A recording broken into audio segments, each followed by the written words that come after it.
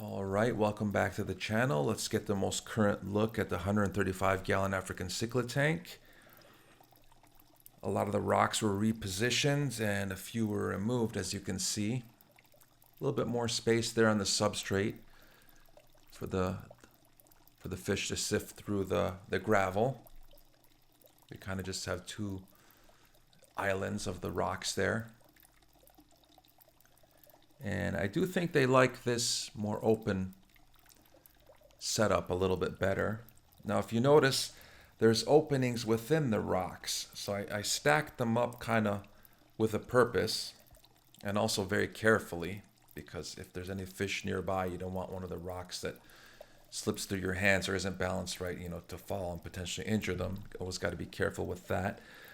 But you can see that there's openings for them to go in and out of crevices. You just see one of the Mbuna right there, my electric yellow. The electric yellow and the other Mbuna in there, as you can see, they both, right on cue, went through the openings there in the rocks. They really like that.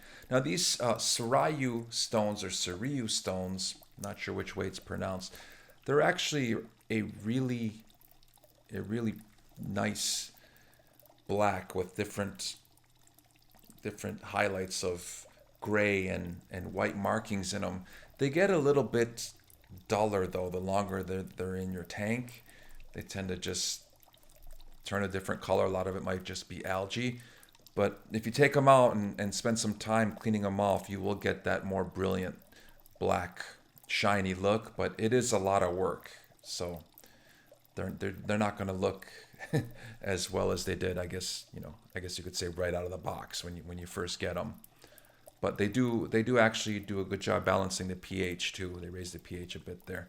I've become a bigger fan of sponge filters. You can see the sponge filter right there. They really do a good job adding air, breaking apart the surface, and then also just serving as another filter. In fact, you could get by in a tank this size with maybe 2 or 3 of those and no canister hang on the back filters. That's if you did a lot of vacuuming. I'd have to increase my vacuuming, but at the same time, don't underestimate what canister filters do. You can see that one there on the right hand side, which I extended a little bit to make it a little bit longer, and it really does a great job turning over the water, especially when you get it that low.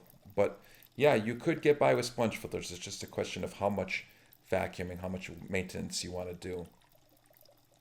Getting a look at the right side right here. Always like this shot because you can appreciate the depth a lot more.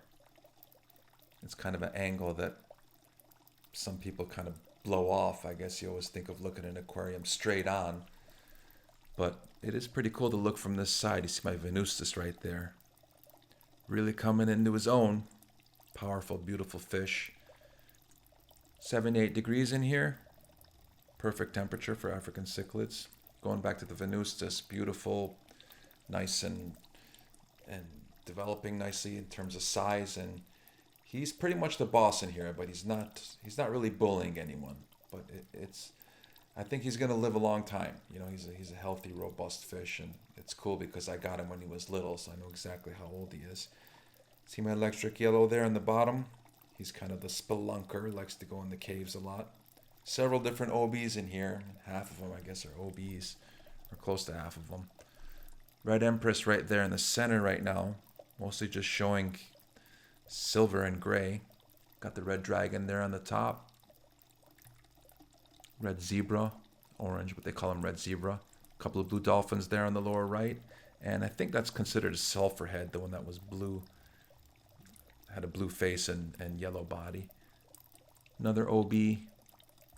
Wide range of African cichlids they call OBs. Actually, that charcoal colored one right there is an electric blue, as is the one there all the way on the left. Although neither of them is as bright as they used to be. And that could be the effect of my Venustus being in charge. He's maybe not tolerating if they show those colors.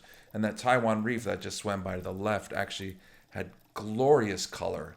But there was a female in here, and I guess without, just get a look at the electric yellow going through the cave there again. There was a female Taiwan reef, and at that time the male, I guess, was showing his colors a lot, but now he doesn't seem he doesn't seem to feel the need. It's as if, he's like, why should I brush my hair when there's no female of my species in here? There's no reason for him to show the color. Or maybe I'm just I'm thinking a little too hard. Maybe it is just because the Venustus isn't allowing him to show the color. So everyone's doing well in here, healthy, and most all of them are showing their color. And I think they like the new rock formation. It's good to change things once in a while because the fish do maybe get bored of the exact same arrangement, and it kind of just gives them a fresh look, and they kind of just explore the new territories. But always make sure that you have some areas for them to go in and out of. When you stack the rocks, do it with a purpose, and I think that they like to go in and out and also have some hiding places. So that's what's going on with the 135. I'm producing videos at a faster rate right now with all the stay-at-home time, with the coronavirus and whatnot. So I've got updates on this tank, the 65, the 90 gallon, and I'm also putting out a video introducing you to my dog, which is she's quite an amazing pet and fun to watch.